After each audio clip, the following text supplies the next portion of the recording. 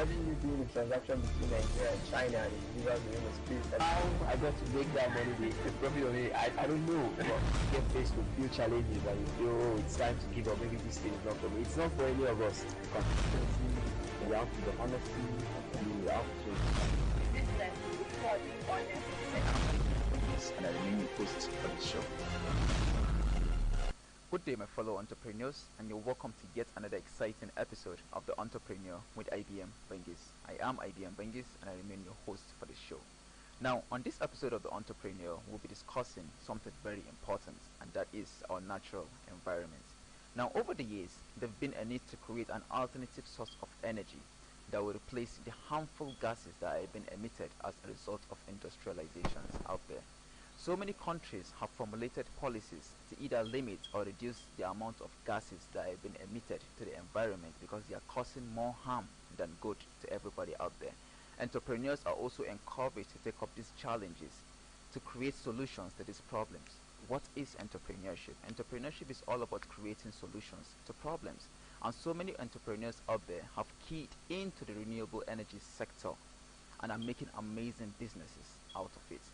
Now, for the benefit of people who are back home, what is renewable energy? Renewable energy is the act of recycling object or material to create something better or to create a safer or much better thing. So today on this episode of The Entrepreneur, I invited someone who is an expert on the field of renewable energy, but I won't be introducing him until after the break. Now stay tuned after the break.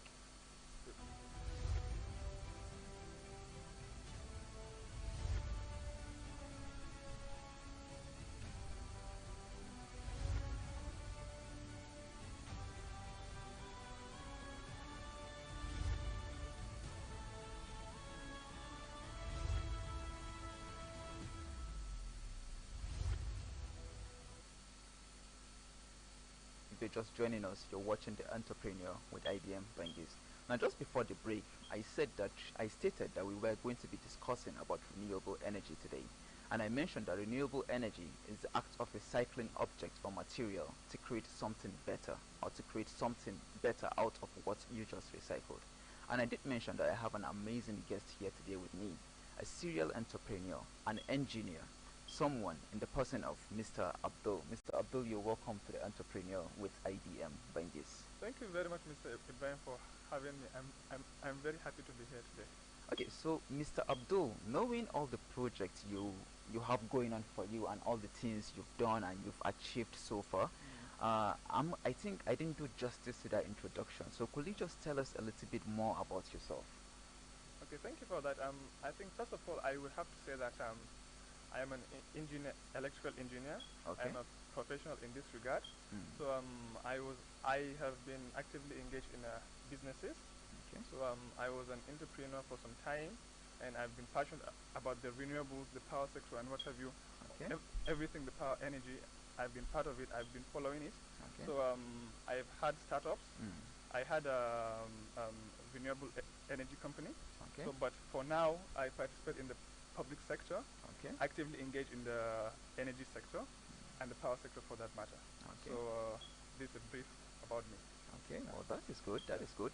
Now for someone who is actively involved with the power sector, could you just tell us or tell the viewers out there, now what is renewable energy?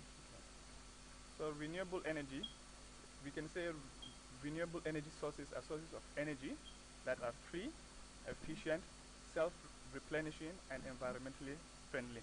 For example, we can take solar, which is very popular here in Nigeria. Yes, exactly. You I think see, solar is one of the most popular exactly, something like source that. of renewable So energy you we see, have. for solar, it's free. Okay. You just have to put your PV module out there, and then it's tapping your sunlight, Okay. generating electricity for you. Okay. It's free. It's self-replenishing. It's not a Okay. fuel.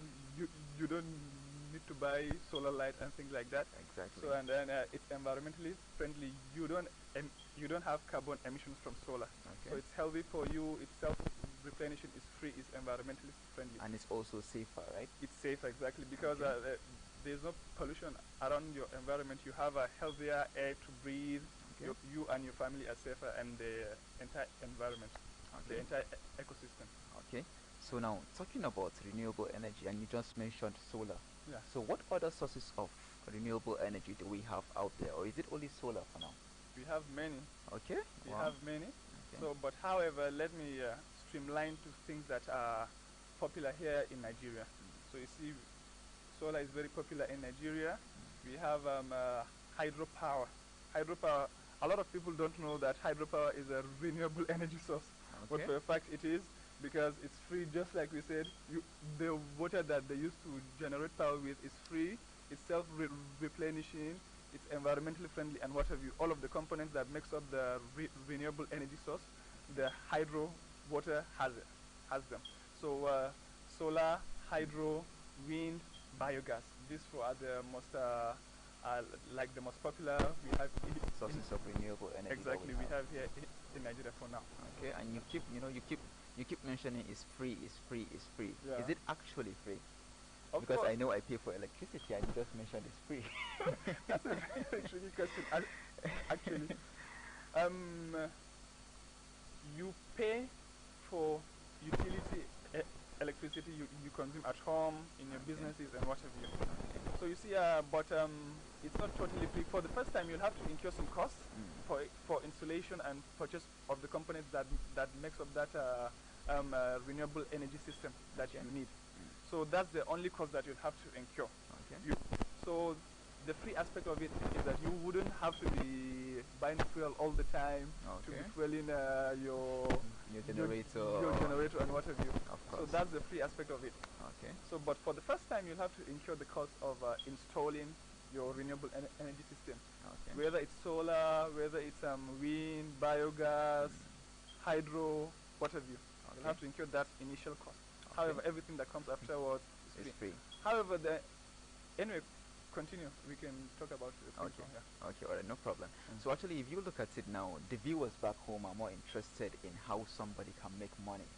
Now, my question for you is there money to be made in this industry, in the renewable energy sector? Of course, I know, like, of course, if you look at it like power generation, people make a lot of money, companies make a lot of money. But I'm talking about renewable energy. Is there money to be made out there? Because you keep mentioning it's free. So for something that you get for free, don't expect me to pay you for it. Okay, so how will you make your money? Okay, thank you.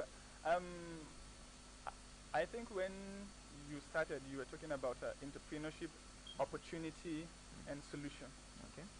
Wherever you go, you see a problem, you solve, you provide a solution. Exactly. Naturally, that makes you money. Entrepreneurs are problem Exactly. solvers. So the renewable energy sphere is just getting started.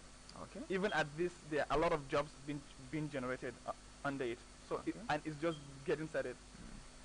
I think both of us can agree. Maybe I, that I'm the professional, I do believe that renewable energy is the future of energy. Okay. Exactly, because we need energy in virtually everything we do. Definitely. And now the sustainability, the free aspect of things, I mean, that's where people will naturally lean towards. Of course. So the opportunity is there, it's enormous, it's been tapped, like we have a long way to go. Okay. So with those opportunities, a lot of money lies under. A lot of jobs, financial opportunities, business opportunities from where people will make money from, they are there. So I think there's a lot of opportunity for making money. Okay. Yeah. So now, let's say I'm a newbie. Newbie is someone who doesn't know anything about renewable energy, and I want to build up a renewable energy to a marketable status. Now, what does it take? What do you think it will take me? How can somebody build up a renewable energy business from a newbie level to a marketable status? Okay. So then I think it depends on your background first and how you want to do it. If you, let's say for instance now you are an engineer and you want to start a renewable energy venture, that means you'll have to run the administrative aspect of your business and the technical aspect of your business. So that's one side. The other side, it's possible that you are not an engineer and you want to have a renewable energy venture. A lot of people have done it. Okay. I mean, it's not rocket science. A lot of people have done it and they are succeeding. So that's someone like me right now, right? Exactly. I'm For an engineer and I want to. example, we have I'm sure you know Blue Camel Energy. They are one of the of leading course, renewable of course. energy. The founder is an economist. Okay. So wow. I mean, amazing. he was able to do it. Why can't you do it? Of You course. can even do much better. Definitely. Exactly. So we need to look at it from these two viewpoints. Okay. So let's start with the aspect of someone who is a who is a trained engineer or a technician. Mm. So now you come out of school, you know all of those electricity principle, electrical engineering, what have you. Mm. So all of those are theories that you have in school. Okay. So now you are getting into the business world, like the real world aspect of things. So the most key thing that you need to have is that you need to have that technical expertise, and you don't get that from school. Okay. There's something that You only exactly. get it from experience, You yeah. have to be an apprentice, basically. That's it. Okay. You'll have to go through an expert who will Okay. train Who you will guide until you. Exactly. They will guide you. They will train you. Mm. You get all of the technical expertise you need. Mm. That's very key, because if you start and then you say you are going to handle the technical aspect of it, because you'll have that zeal that, of course, you are an electrical engineer. Why shouldn't you handle the technical Of course, aspect of your business? definitely, But then, definitely. honestly, you may be lacking. So that's why you need to go through that apprenticeship cycle. Okay. That's very key. So so now the question is that people may ask is, how can you get that opportunity to be an apprentice? Exactly. How can you get that opportunity to be an apprentice? Definitely. So then it's difficult. We don't have a lot of opportunities out there for everybody. Okay. So you can have internship, you can have a real job or something like that. Exactly. But then the opportunities may not be readily available for everyone. Okay. So one, if you know this is what you want to do, you'll have to sacrifice. You can find a good company that have good expertise, you Mm. believe in what they do, Mm. and then you can go and offer yourself to them. Look, sir, please, I want to work for free because I want to to do this learn. for free, right? Exactly. They'll open their doors to you. And Exactly. then naturally, with your hard work, with your commitment, with the inputs you make in that organization or that business entity, you naturally would make yourself indispensable. Okay. And if you are indispensable, then they'll have to start paying you. Exactly. If they start paying you, you are employed with them. Exactly. So that's how it works. So as the cycle goes, you are part of the company. Everything that they do, you know. Take purchases, logistics management, technical installations, what have you, everything. At least you you be gather part all of- the and then experience that you need. and then you will compile all of the experience that you need. After some time, if you evaluate yourself, you feel that you have all you need, then you can go out and start your business. Okay. So I think that technical expertise is very key. Okay. So then moving on, Mm. of course, you are the entrepreneur doctor, Abi. So you know that one Thank you needs to for that. register his business, Exactly. have all of the documentations and everything, Of course. all of those administrative aspects of things. Of course. So as an engineer, this one, you know, you need to have the technical expertise and the administrative expertise, which you learn from being an apprentice. Okay. And then the other side of it is that if you are not an engineer or a technician, you are not trained as such, and then that means you will have to work with experts. Just the way you said. It's going to become more expensive for you because you'll have to hire someone and pay. Definitely. Exactly. Definitely. So here you'll have to work with competence. You hire competent engineers that will handle that aspect of the business for you, and then maybe you can go out there and focus on the marketing, getting clients, HR, what have you, of your business. So I think in this regard, if you look at it from this viewpoint and you start from these steps, I believe most surely you would get it right. Okay. Yeah. Well, that's good. Well, interestingly, you kept saying renewable energy is free. It's Yeah. free. It's free. Again, yeah. So, is it now? Do you think it's cheaper for people to use renewable energy out there than the normal conventional source of energy that we have right now, or is it more expensive? Because a lot of times people want to bring up solars in their homes, but then they'll be telling you that okay, the cost of incurring those things is very, very high. So is it cheaper or is it more expensive? This is a very practical question, Okay. so to say. So with renewable energy now, I think since renewable energy came to the fore, it has been expensive. You can say it's cheap. Okay. For you to install it, you will have to incur some cost. That's it, honestly. So, however, with the advancement of technology, the cost is coming down. Okay. So, nevertheless, even with the advancement of technology, you'll have to incur that cost of installation, and it's not cheap, but it's efficient. Okay. and also considering the fact that afterwards that you will be enjoying electricity for free. For free, forever. Yes, forever until like the life Unless you cycle call people for services, right? until the life cycle of that installation is exceeded, because like oh, it has a life cycle. everything has a cycle. Your phone has a life cycle now. Yeah, my phone has a life cycle, but so at least. same applies to the solar PV. Like you can have like 20 years warranty on your solar panel, maybe on your battery, maybe on your inverter, maybe on your charge controller. So like they all have lifespans. Okay. So maybe so you'll continue to enjoy free electricity until you exhaust the lifespan, depending on how well you maintain your installation. Okay. Yeah. All right. So actually, if you look at it now, for anything to work or for any business to work out there, there need to be good government policies that will drive it. So, how does government regulation affect the renewable energy sector, especially in Nigeria? Okay. So first, before we come back to Nigeria, let me give you a brief overview how governments work internationally when it comes to renewables. Okay. You know, what promotes renewables is like there are some factors: climate change, global warming, and what have you. So international bodies, nations, they come together to give out rules or like agreements amongst themselves that they are going to pursue decarbonization policies, meaning that they are going to reduce the usage of fossil fuel sources of energy, coal, gas, what have you. So then that's it. So the two that have been identified to advance those ambitions of theirs is renewable. Renewable. So now first, it is imperative on nations to agree that they exist the need for the adoption of renewable energy. They should agree that renewable energy is needed, and then moving forward, it goes with official proclamation that they are adopting renewables, and then finally it goes to legally binding targets. Exactly. So Nigeria has gone through these stages. So we now, I wouldn't say legally binding targets, but Nigeria has a lot of targets with regards to renewable energy. And then I think all of the journey started in 2005 when the federal government introduced the Renewable Energy Master Plan. And since that time, all energy policy reviews is inclusive of renewable energy arrangements. And then lately we have seen that RE, the Rural Electrification Agency, has been absorbed or adopted as a tool to advance the adaptability and acceptance of renewable energy on a massive scale nationwide.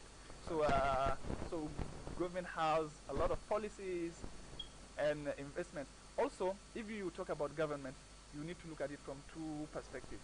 The first is policies, and the other one is investment.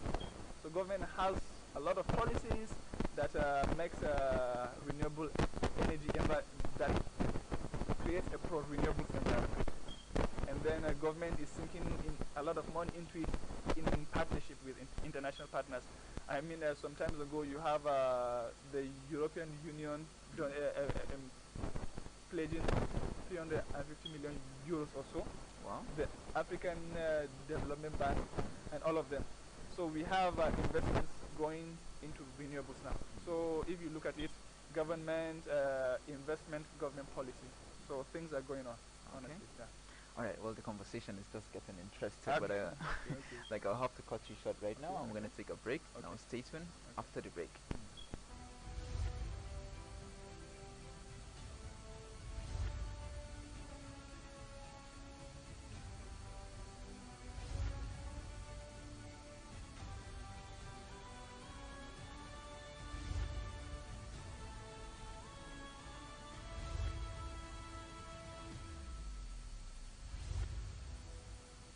Okay, so you're welcome back from the break, and just before the break now we were discussing a lot of things about renewable energy with Mr. Abdul, who is here in the studio here with me. Now, Mr. Abdul, now interestingly, you spoke about renewable energy. You mentioned that it's free. You mentioned that it's more efficient. Now, let's talk about one of the things that I'm sure government will be looking out for, and that's job creation. Now, how will renewable energy as a sector create jobs for people? Because if you look at it, if I'm to install my solar, I don't think I'm going to be calling people to come manage it for me over time, am I? Yeah. I don't think I will do that. So Maybe in you may need essence, that, but depending on how you want it to be. okay, so in essence, as a layman, I would like to think that renewable energy will actually kill a lot of jobs. Okay. So am I right or am I wrong on this narration? You're not wrong, because now the introduction of renewable comes with a lot of jobs. Maybe you were saying that the introduction of renewables may kill a lot of jobs. Of course, the Because current maybe jobs that we have right now. maybe because you are thinking people wouldn't use the power utility jobs like that. So there is a renewable energy arrangement even for the power utility. Okay. Because here, if you talk about renewables, more especially solar, you have off-grid and on-grid. Okay. So, like the off-grid is you, for instance, having a solar farm out there, and then that solar farm generating your electricity for you, and then you connecting it onto the national grid. You have the transmission lines, you have the distribution lines. That constitutes the grid. So this is, for instance, the on-grid. So you see now the renewable supplying to the on-grid. That means helping that business to be there further, because now the national grid may not need to buy electricity from gas power plant. So you now have energy efficiency. It would be cheaper to buy from the solar farm, which will be supplied to the people. Exactly. So I think in essence, renewable energy is not coming to the fore to kill jobs. Rather, it comes with the potential of generating a lot of jobs for people. Well, So I do now, hope so. how can it generate jobs for people? Of course. In the renewable energy sector, you have a lot of players. You have the developer, you have the wholesaler, you have the retailer, you have the components manufacturer, you have the components supplier. At least we have 5. It starts with the component manufacturer, the manufacturer of the solar PV, the batteries, the inverters, the charge controllers, and what have you, and the wind turbines, you get it, and the turbines, the water turbines, and all of them. So you have the manufacturers. Those manufacturers, they employ people, a lot of people. Exactly. That's one. Then next, you have the wholesaler. The wholesaler goes to this manufacturer and buys. He employs people in his warehouse or in his shop or wherever it is. And then you have the developer. The developer employs a lot of people because he'll need to have logistics, engineers, Exactly. technicians, Exactly.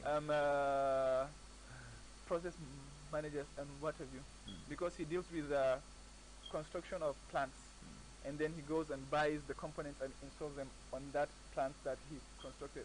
So he or she employs a lot of people, and then you now have the wholesaler. Now we come back to the national grid that we were talking about, because like if an on-grid renewable source is to operate, it will give out the power that it generates into the grid.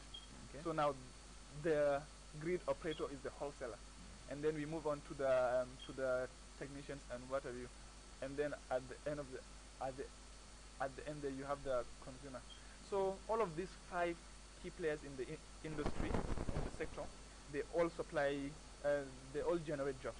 Okay. And these jobs are enormous. They keep on expanding as the adaptability of the renewable energy improves. Exactly. Okay. Well, I think you've been able to convince me on that, and I'm sure you have a lot to share. But because of time now, I want to ask you just one last question. Okay. So now, what advice will you give to young people, or let me say people in general out there, who are looking out to go into the renewable energy sector? I would tell them first and foremost, whether you are an engineer or technician or not, you follow your passion. If you believe you have passion for renewables, just go for it. Okay. People that have no technical background have done it and they have excelled. In fact, I'll tell you, they've done better than the engineers or the technicians. Wow, that's good. I gave you an example with of Blue Camel. Blue Camel, exactly. He now has a solar panel manufacturing plant here in Nigeria. Oh, he does? Yes. Oh, that's So good. I mean, he's an That's good. ignomist. If he was able to do Exactly. it, why can't you do it? Of course. And then you follow your passion, you can do it. Whoever you are, you can do it if you know this is what you want to do. And then you move ahead to, you need to keep yourself up to date with the improvements, because the renewable energy technology is very transient. It keeps on changing with time Okay. because a lot of investments are going into research and development. Mm. So every day in day out you have improvements. So you keep yourself abreast with those improvements, and then of course, just like the normal business ethics, you need to be committed. You need to have discipline, work ethics, what have you.